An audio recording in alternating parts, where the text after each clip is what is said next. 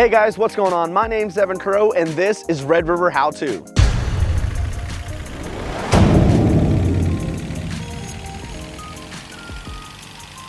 When you buy a new Ford vehicle, you will be amazed with the technology and possibilities within your vehicle. In today's episode, we're going to be taking a look at the FordPass. FordPass is a free app offered by Ford and is available to everyone who buys a new Ford vehicle. Like I said, FordPass is a free app offered by Ford, and once you have it set up, you'll have the ability to lock, unlock, and remote start your vehicle right from your phone. To get started, you first need to download the free FordPass app.